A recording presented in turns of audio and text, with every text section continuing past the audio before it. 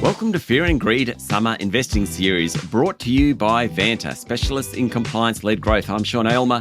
James Hardie is a global building materials manufacturer, although in Australia many people still associate it with the supply of asbestos products decades ago and the legal battles and compensation that followed. I wanted to find out more about this company, though, including how investors should think about it in 2025. As always, this is general information only, and you should seek independent advice before making investment decisions. Gaurav Sodhi is the Deputy Head of Research at Intelligent Investor. Gaurav, welcome back to Fear and Greed. Hi, Sean. Thanks for having me on again. James Hardie is an iconic company in Australia, but its past in some ways lingers. Would you agree? Absolutely. Look, there are probably two stigmas attached to James Hardie. One is the historical stigma attached to their production of asbestos, and they have been paying money from their profits to asbestos victims for many, many years. And they will continue doing that for many, many years. So when you're looking through the accounts, that's something to keep in mind. I think the company does a very good job of adjusting for those. And it's quite easy to look through those payments and see what the underlying business is doing. But there's a second stigma that I think investors have about this business as well. And that is that it's a cyclical pig. Because it's a building materials business businesses are typically capital intensive, they're cyclical, and they're competitive. So they're not ideal hunting ground for great investing ideas. But I think the reason we're talking about Hardie today is because Hardie's different. Mm-hmm. Tell us why. Well, the way to think about James Hardie is not so much as a traditional buildings material business, but as a disruptor. What really distinguishes this business from other of its peers is that it doesn't really scramble for margin or face competition or fight the cycle. This is a business that's come up with a new cladding that is absolutely tearing away in the US. Now, in the US, cladding is just the exterior composition of houses, what they put on the outside of houses.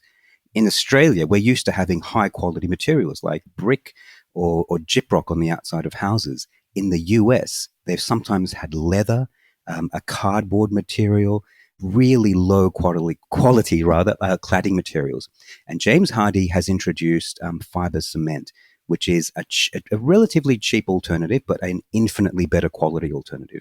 Now, that cladding material is rapidly gaining market share. It's a disruptor in the US, and James Hardie controls 90% of the supply of fiber cement into the North American market.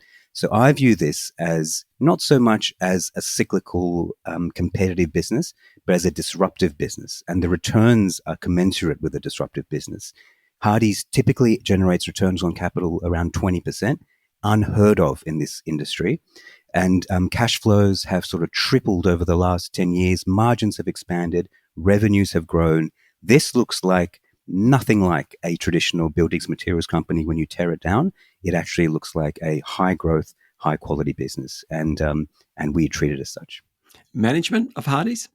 Again, this is a hard business to manage. You have to manage a really large distribution network. In order to get your product through to individual builders requires thousands of points of distribution, difficult to manage. On top of that, this is a traditional manufacturing business. So you have to have big, heavy industry plants, source raw materials. So it does require very good management. And over the years, Hardie's has built up a reputation as being a superbly managed business. So I'm really happy with the management. And it's not just a superstar CEO.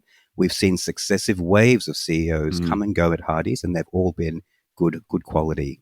What we're always looking for is good capital allocation. How do they retain profits? How do they reinvest profits? Do they return them back to the shareholder? And you don't expect a lot of dividends here because there is a lot of maintenance of equipment. There's lots of new investment in new supply, but the returns they get from that investment is fantastic. So management quality gets a big tick from me. There's always a risk to investing in any company. What's the risk with James Hardie? Two big risks, Sean.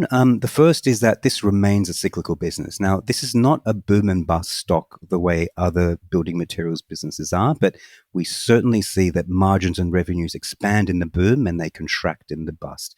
And so there's an opportunity typically to buy this at very attractive prices, but it does look beaten down and knocked up when that happens. Mm-hmm. The other thing is that the investment community is now starting to realize that Hardie's is a great business And the PE has been creeping higher over the years. We used to be able to buy this, and we have bought this many times at 20 times earnings or less. You're now being asked to pay about 30 times earnings. So valuation matters. So make sure you get this at the right price. Gaurav, thanks for your time. Pleasure, Sean. Thank you. That was Gaurav Sodhi, Deputy Head of Research at Intelligent Investor. Remember to get your own independent advice before making investment decisions. This is Fear and Greed Summer Investing Series brought to you by Vanta. Vanta automates compliance for frameworks like ISO 27001, SOC 2, CPS 234 and Essential 8, saving time and money while building trust. Join over 8,000 companies like Atlassian, Dovetail and FireAnt managing real-time risk. Get $1,000 off at vanta.com/fearandgreed. I'm Sean Aylmer. Enjoy your day.